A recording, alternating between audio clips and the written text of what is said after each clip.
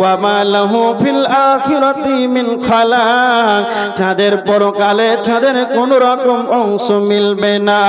এবার দেখেন যারা দুনিয়া নিয়ে পাগল হয়ে থাকবে, যারা দুনিয়া নিয়ে ব্যতিব্যস্ত হয়ে থাকবে, এদের আখিরাতে কোনো রকম অংশ মিলবে না।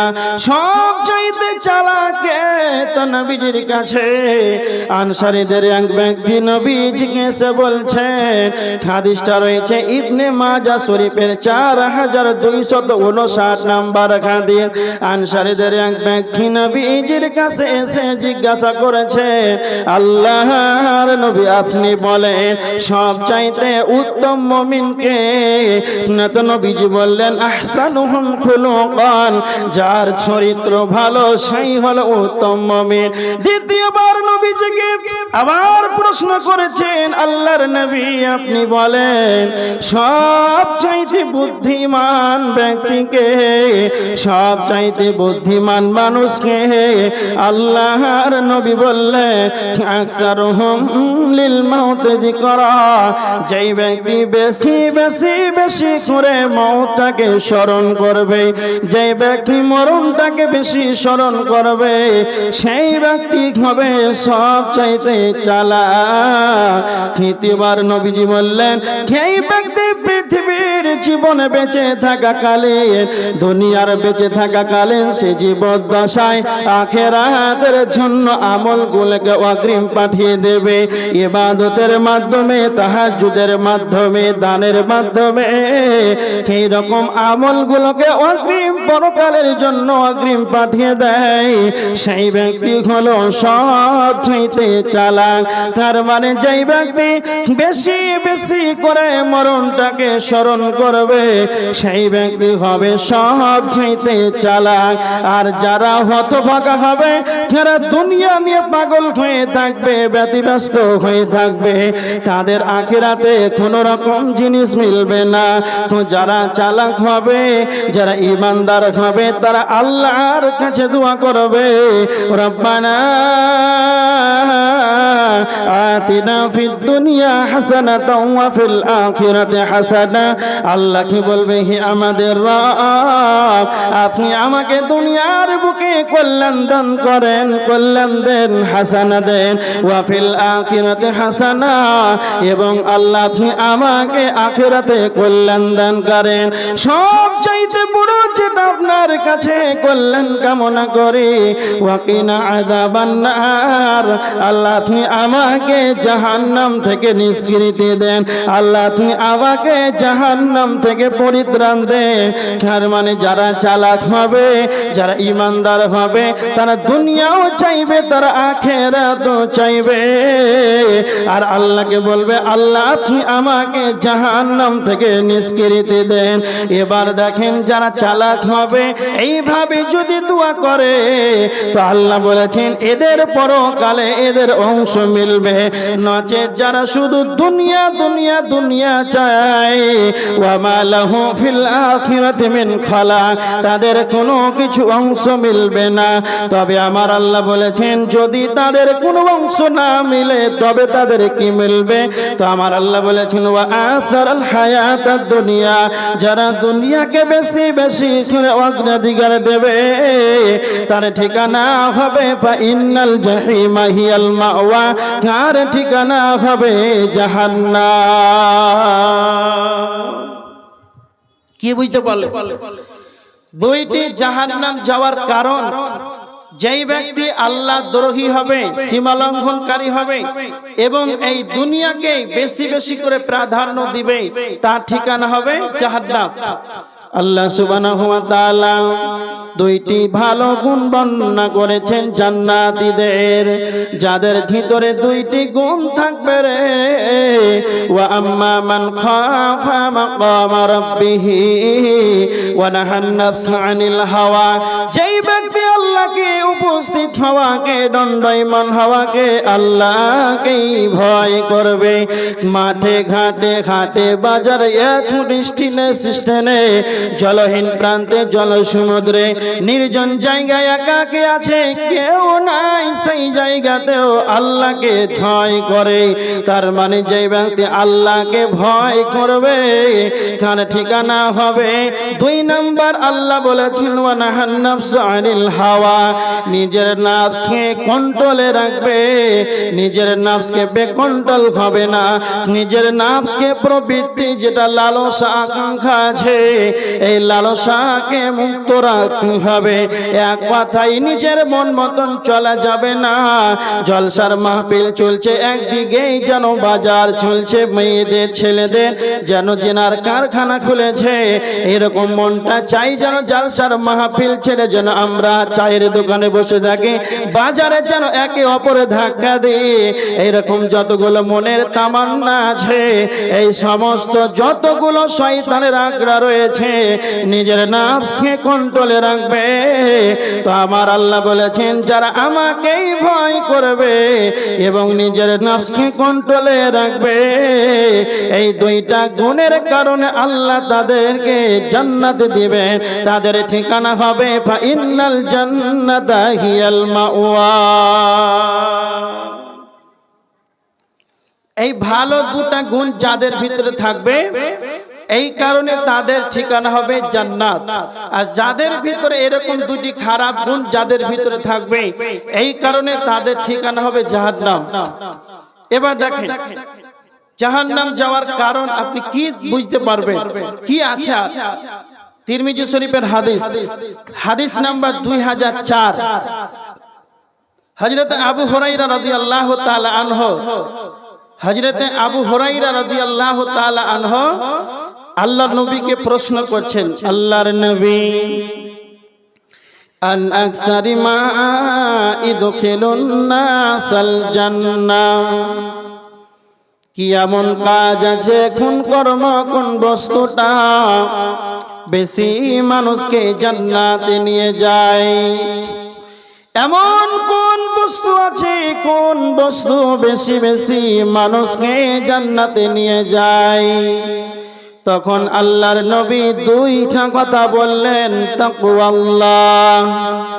1 নাম্বার হলো যার ভিতরে আল্লাহর ভয় থাকবে, যার ভয়, আল্লাহর ভয় যার ভিতরে থাকবে, 1 নাম্বার হলো আল্লাহর ভয় যেখানেই থাকবে তো আল্লাহকেই ভয় করবে। এই বস্তুটা যদি আপনার ভিতরে থাকে, আল্লাহর ভয় যদি আপনার ভিতরে থাকে, তো নবীজি বলছেন এই বস্তুটা বেশি মানুষকে যেন জান্নাতে নিয়ে যাবে। কেমন? আল্লাহর নবী বলেছেন লা ইয়ালিজুন নার রাজুলুন বাকা মিন খাশিয়াতিল্লাহ, ওই ব্যক্তি জাহান্নাম যাবে না, ওই ব্যক্তি জাহান্নাম যাবে না যেই ব্যক্তি আল্লাহর ভয়ে ক্রন্দন করে, সেই ব্যক্তি আল্লাহর ভয়ে চোখের পানিতে কাঁদে, এই ব্যক্তি জাহান্নাম যাবে না। হাত্তা ইয়াউদাল লাবানু ফিদ দার'i, কেমন জাহান্নাম যাবে না? যেমন আপনি গাভীর বাট থেকে দুধকে বের করলেন, গাভীর বাট থেকে দুধকে দহন করার পর, গাভীর বাট থেকে দুধকে বের করার পর আবার যেমন আবার ওই গাভীর বাটে যেমন দুধটাকে ঢোকানো অসম্ভব, অনুরূপ যারা আল্লাহর ভয়ে কাঁদবে, যেমন গাভীর বাট থেকে দুধকে বের করা হয় পুনরায় আবার যেমন ফিরানো অসম্ভব, যারা আল্লাহর ভয়ে 2 ফোঁটা চোখের পানি অশ্রু বিসর্জন করে দেবে, যেই ব্যক্তি আল্লাহর ভয় কেঁদে দেবে, তার জন্য এর জন্য জাহান্নাম যাওয়াটাও যেন অসম্ভব। সারা পৃথিবীর যত যতগুলো খাল বিল পুকুর নদী সমুদ্র যতগুলো দুনিয়ার বুকে পানি আছে সকল পানিকে যদি জাহান্নামের ভিতরে ভরে দেওয়া হয় তাহলে জাহান্নামের আগুন যেন নিস্তেজ হবে না, ঠান্ডা হবে না। কিন্তু কেউ যদি গভীর রজনীতে 2 রাকাত সালাত আদায় করে, তাহাজ্জুদের সালাত আদায় করে, যদি আল্লাহর ভয়ে চোখের পানি যদি বের করে দেয় তাহলে এই 2 ফোঁটা চোখের পানির কারণে আল্লাহ তাদের জন্য জান্নাতকে ওয়াজিব করে দিবেন, তাদের জন্য জাহান্নামকে হারাম করে দিবেন। তো হযরত আবু হুরায়রাকে নবীজি বললেন, আবু হুরায়রা, এই আল্লাহর ভয়টা বেশি মানুষকে জান্নাতে নিয়ে যায়। দ্বিতীয় নাম্বার নবীজি বললেন, দ্বিতীয় নাম্বার বলেন চরিত্র। চরিত্র এমন একটা বস্তু, এই বস্তুটা বেশি মানুষকে জান্নাতে নিয়ে যায়। আল্লাহ রাসূল সাল্লাল্লাহু আলাইহি ওয়াসাল্লাম চরিত্রের কথা বললেন। যার চরিত্র ভালো হবে, এই চরিত্র ভালো থাকার কারণে তার ঠিকানা জান্নাত। এই কাজ, এই বস্তুটা, এটা বেশি মানুষকে জান্নাতে নিয়ে যায়। কেমন চরিত্র আবার কি? একটা কথা মনে রাখবেন, আল্লাহ সুবহানাহু ওয়া তাআলার নবীকে যখন প্রশ্ন করলেন, আল্লাহর নবী কোন কর্মটা বেশি মানুষকে জান্নাতে নিয়ে যায়, কোন বস্তুটা? তো আল্লাহ রাসূল সাল্লাল্লাহু আলাইহি সাল্লাম সালাতের কথা বললেন না, যাকাতের কথা বললেন না, হজের কথা বললেন না, প্রথম আগে চরিত্রটাকে ধরলেন। তার মানে চরিত্র এমন একটা বস্তু, এই চরিত্র এমন একটা বস্তু, চরিত্র এমন একটা বস্তু, পৃথিবীতে এমন কোন শিক্ষাঙ্গন নাই, এমন কোন ইউনিভার্সিটি নাই, ভার্সিটি নাই, কোন জায়গায় নাই যে আপনি যাবেন সেখানে আপনাকে অ্যাপসে ডাউনলোড করে চরিত্রটাকে আপনাকে ভরে পাঠিয়ে দেবে, এরকম কোন জায়গা নাই। আপনার বিবেক হওয়া থেকে নিয়ে, আপনার জ্ঞান হওয়া থেকে নিয়ে আপনাকে নিজেই চরিত্রবান হতে হয়, চরিত্র আপনাকে নিজেই বানাতে হয়, এটা মনে রাখবেন। এই জন্য আগে চরিত্রটাকে আগে ধরলেন। তারপরে হযরত আবু হুরায়রা রাদিয়াল্লাহু তাআলা আনহু আবার নবীজিকে প্রশ্ন করলেন, আল্লাহর নবী, আন আকসারি মা ইদখিলুন নাসান নার, আল্লাহর নবী আপনি বলেন কোন বস্তুটা বেশি বেশি করে মানুষকে জাহান্নামে নিয়ে যাবে? তো নবীজি বললেন, 1 নাম্বার 2টা কথা বললেন, আল ফাহমু ওয়াল ফার। একটা হলো মুখমণ্ডল আর একটা হলো লজ্জাস্থান। এই মুখমণ্ডলের কারণে, লজ্জাস্থানের কারণে বেশি মানুষ জাহান্নাম চলে যাবে। তার মানে আল্লাহ কথা বলার ক্ষমতা দিয়েছেন, জিহ্বা দিয়েছেন, এই জবান দিয়ে অপ্রয়োজনীয় ভাষা ব্যবহার করা যাবে না। যারা পৃথিবীর বুকে যারা চায়ের দোকানে আড্ডা দেয়, 1 কাপ চা খাওয়ার জন্য 5 ঘন্টা যেন আড্ডা পিটে, চায়ের দোকানে যারা অনর্থক মানুষের পরনিন্দা করে, মানুষের পরনিন্দা করে, গীবত করে, সমালোচনা করে, তার মানে এই জিহ্বার দ্বারা, মুখের দ্বারাতে যেন মানুষ পাপের সঙ্গে জড়িত থাকে। এই জন্য আল্লাহর নবী বলেছেন, মুখ এমন একটা বস্তু, এই মুখের কারণে বেশি মানুষ জাহান্নামে চলে যাবে। আপনি যা কথা বলছেন, আল্লাহ বলেছেন, মা ইয়ালফিযু মিন কাওলিন ইল্লা লাদাইহি রাকীবুন আতীদ। আপনি যা কথা বলবেন প্রত্যেকটা কথা তা আল্লাহ ফেরেশতা নিয়ে যুক্ত রেখেছেন, সমস্ত কথা যেন আপনার লিপিবদ্ধ হচ্ছে। এই জন্য আপনি অপ্রয়োজনীয় কথা বলতে পারবেন না। যারা চালাক হবে, যারা ইমানদার হবে, এরা কোনোদিন পশ্চিম কালে যেন অপ্রয়োজনীয় যেন কথা বলবে না, প্রয়োজন মাফিক কথা বলবে। এই জন্য আল্লাহর নবী বলেছেন, মান কানা ইউমিনু বিল্লাহি ওয়াল ইয়াউমিল আখির।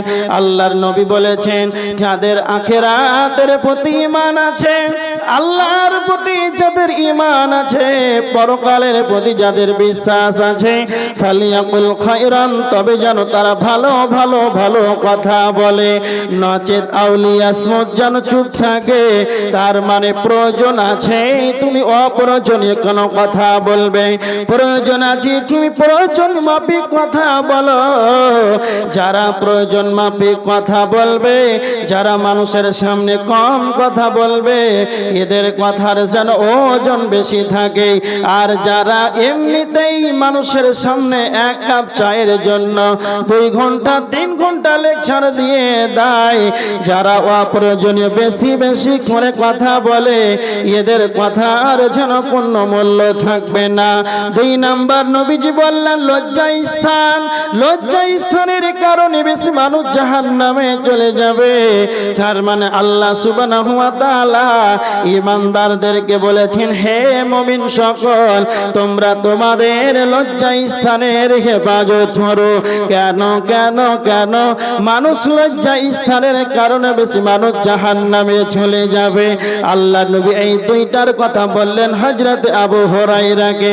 তার মানে আপনি কি মনে করেছেন এত বড় খতরনাক? নবীজি বলেছেন কেউ যদি মুখ এবং তার জিহ্বার 2 নাম্বার লজ্জা স্থানের যদি কেউ জিম্মেদারি নিয়ে নেয়, তাহলে আমি নবী মুহাম্মদুর রাসূলুল্লাহ সাল্লাল্লাহু আলাইহি ওয়াসাল্লাম আমি তার জন্য জান্নাতের গ্যারান্টি নিয়ে নিলাম। তার মানে মুখ আর এই লজ্জা স্থান কেউ যদি হেফাজত করে, কেউ যদি জিম্মেদারি নিয়ে নাই, বেফাস অশ্লীল কুকর্ম ভাষা, অপ্রয়োজনীয় কথা বলবে না, প্রয়োজন মাফিক কথা বলবে, জবানকে কন্ট্রোল করবে, লজ্জা স্থানের হেফাজত করবে, এই 2টা যদি আপনি জিম্মেদারি নিতে পারেন, আল্লাহর নবী বলেছেন যে আমি তার জন্য জান্নাতের গ্যারান্টি দিলাম। তাহলে আপনি কি পয়েন্ট পেলেন তিরমিজির হাদিস থেকে? জাহান্নাম যাওয়ার 2টা কারণ এখান থেকে প্রমাণ হলো। একটা হলো মুখমণ্ডল আর একটা হলো লজ্জা স্থান। এই কারণে বেশি মানুষ জাহান্নামে চলে যাবে। এবার দেখেন জাহান্নাম যাওয়ার কারণ, বুখারীর হাদিস 1386 নম্বর হাদিস। সামুরা ইবনে জুনদুব রাদিয়াল্লাহু তাআলা আনহু তিনি বর্ণনা করেছেন, আল্লাহ রাসূল সাল্লাল্লাহু আলাইহি ওয়াসাল্লাম ফজরের সালাতের পর, আল্লাহ রাসূল সাল্লাল্লাহু আলাইহি ওয়াসাল্লাম ফজরের সালাতের পর মুসাল্লির দিকে মুখ ফিরিয়ে বসলেন। সাহাবীদেরকে প্রশ্ন করছেন, সাহাবীরা তোমরা কি কেউ কোনো স্বপ্ন দেখেছো? তখন সাহাবীরা বলছেন, না আল্লাহ রাসূল, আমরা কোনো স্বপ্ন দেখিনি। সাহাবীরা প্রশ্ন করছেন, আল্লাহর নবী আপনি কোনো স্বপ্ন দেখেছেন? তখন আল্লাহ রাসূল বলছেন, জি হ্যাঁ, আজকে একটা স্বপ্ন দেখেছি। সেই স্বপ্নটা কি? নবীজি বলতে আরম্ভ করলেন, সাহাবীরা গভীর রাতে 2 জন ব্যক্তি আমার নিকটে আসলো। আমার কাছে আসার পর যেন আমাকে উপরের দিকে নিয়ে গেল। যেতে যেতে অনেকটা দূর অগ্রসর হয়ে গেলাম। যেতে যেতে যেন দেখতে পেলাম এক ব্যক্তি যেন চিত হয়ে শুয়ে আছে, আর অপরজন যেন তাকে তার মাথায় পাথর মেরে মেরে যেন তাকে আঘাত করেছে। সঙ্গে সঙ্গে নবীজি বলছেন, জিবরাইল এই ধরনের শাস্তি তাকে কেন দেওয়া হয়েছে? তখন জিবরাইল বলেন, ইয়া রাসূলুল্লাহ আপনি সামনে বাড়ুন, আপনাকে পরে বলা হবে। নবীজি বলছেন, সাহাবীরা আমি যেন আরো দূরে অগ্রসর হলাম, যেতে লাগলাম। যেতে যেতে অনেকটা দূর যখন অগ্রসর হয়ে গেলাম, দেখতে পেলাম একটা তন্দুর চুলহার মতো, তন্দুর আখার মতো। সেই জায়গাটা যেন তন্দুর আখাটা ওপরটা যেন সংকীর্ণতা হয়ে আছে, আর ভিতরটা যেন প্রশস্ত রয়েছে। আর ওই আখার ভিতরে, ওই আখার ভিতরে যেন উলঙ্গ পুরুষ আর উলঙ্গ মহিলা যেন চিৎকার করেছে। তখন নবীজি বলছেন, জিবরাইল তুমি বলো এদেরকে এই ধরনের শাস্তি কেন দেওয়া হয়েছে? তো নবীজি বললেন, জিবরাইল বলেন, ইয়া রাসূলুল্লাহ আপনি সামনে বারণ, আপনাকে পরে বলা হবে। তো নবীজি বলছেন, আমি যেন আরো অগ্রসর হলাম, আরো যেতে লাগলাম। যেতে যেতে যেতে অনেকটা দূর চলে গেলাম, তো দেখতে পেলাম একটা পচা দুর্গন্ধময় যুক্ত রক্তের নদী। সেই পচা দুর্গন্ধময় যুক্ত রক্তের নদীতে মানুষ যেন সাঁতার কাটছে। সাঁতার কাটতে কাটতে কাটতে যখন নদীর তীরে যখন ফিরে আসে, তখন তাদেরকে আবার পাথর মেরে মেরে আবার নদীর দিকে তাকে পুনরায় ফিরিয়ে দেওয়া হচ্ছে। এবার তখন নবীজি বলছেন, জিবরাইল এদেরকে কেন এই ধরনের পচা দুর্গন্ধময় যুক্ত রক্তের নদীতে ফেলে দেওয়া হয়েছে? এবার তখন জিবরাইল বলতে লাগলেন, ইয়া রাসূলুল্লাহ আল্লাহর নবী, আপনি যেটা সর্বপ্রথম দেখতে পেলেন যে তাকে মাথায় পাথর মেরে মেরে যেন তাকে আঘাত করা হয়েছে। যখন তার মাথায় পাথরটা মারে, আবার তার মাথাটা যেন পুনরায় যেন চূর্ণ বিচূর্ণ হয়ে যায়। আবার যখন পাথরটা আনতে যায়, তখন আবার যেন তার মাথাটা যেন পূর্বের ন্যায় হয়ে যায়। এর শাস্তির কারণ হলো এই ব্যক্তি দুনিয়াতে কোরআন শিক্ষা গ্রহণ করেছে, আর কোরআন শিক্ষা গ্রহণ করার পর যেন কোরআন অনুযায়ী আমল করে নাই। কোরআন শিক্ষা গ্রহণ করার পরে যেন কোরআনটাকে তেলাওয়াত করে নাই। কোরআন পড়তে জানার পরে যেন তেলাওয়াত করে নাই। তার মানে যারা কোরআন পড়তে জানেন তারা খুব ভালো করে শুনে নেন। কোরআন তেলাওয়াত আমাদের সমাজের ভিতরে যখন রমজান মাস আসে, তখন কোরআনটাকে এক মাস যেন পড়ে, আবার যখন ঈদ যখন পেরিয়ে যায়, আবার আলমারিতে শুকেছে যেন সুসজ্জিত করে সাজিয়ে দেয়। আবার রমজান মাস আসবে, এক বছর আসবে, তখন কোরআনের ওপরে যেন এক আঙ্গুল পরিমাণ যেন ধুলা পড়ে আছে। হায় রে হায় মুসলমান, তোমার যদি এইরকম চরিত্র হয়, কোরআনকে যদি আপনি পড়তে জানেন, তারপরে যদি বাড়িতে কোরআনটাকে মসজিদে যদি সুসজ্জিত করে সাজিয়ে রাখেন, কোরআন সুসজ্জিত সাজিয়ে রাখেন, তার উপরে যদি ধুলা পড়ে থাকে সকাল সন্ধ্যা দিনে একবার অন্তত আপনি কোরআনটাকে খুলে দেখলেন না, তবে যারা কোরআন পড়তে জানবে, তারপরে যারা কোরআনটাকে তেলাওয়াত না করবে, তাদেরকে এই ধরনের শাস্তি দেওয়া হবে।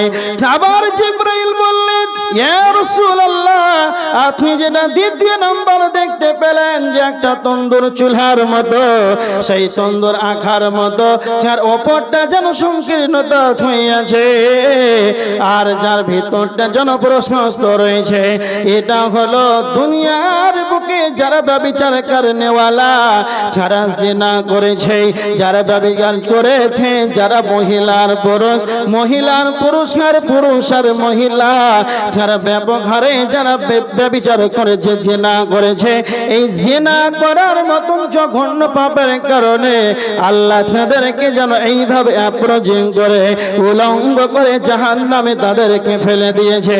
তার মানে যারা পৃথিবীর বুকে যারা জিনা করবে, এই রকম জঘন্য পাপের সঙ্গে যারা জড়িত থাকবে, তাদেরকে এই রকম ধরনের শাস্তি দেওয়া হবে। নাম্বার 3 নবীজিকে বললেন, জিবরাইল ইয়া রাসূলুল্লাহ আপনি যেটা দেখতে পেলেন পচা দুর্গন্ধময় যুক্ত রক্তের নদী, সেই রক্তের নদীতে মানুষ যেন সাঁতার কাটছে। সাঁতার কাটতে কাটতেই যখন তারা তীরে আসার চেষ্টা করে, আবার তখন তাদেরকে মেরে মেরে পাথর দিয়ে তাদেরকে আঘাত করা হয়। এদের শাস্তির কারণ হলো এরা দুনিয়ার রূপে ছিল, এরা জিনা, এরা ছিল সুদখোর, এরা দুনিয়াতে সুদ দিয়েছে, সুদ খানেওয়ালা, সুদ দেনেওয়ালা, সুদ খানেওয়ালা, সুদ দেনেওয়ালা। যারা পৃথিবীর বুকে সুদ খাবে আর যারা সুদ দিবে, দুইটা সমান পাপী। যারা এই ধরনের নোংরা পাপে যারা জড়িত রয়েছে, আল্লাহ তাদেরকে পচা দুর্গন্ধময় যুক্ত রক্তের নদীতে ফেলে দেওয়া হবে।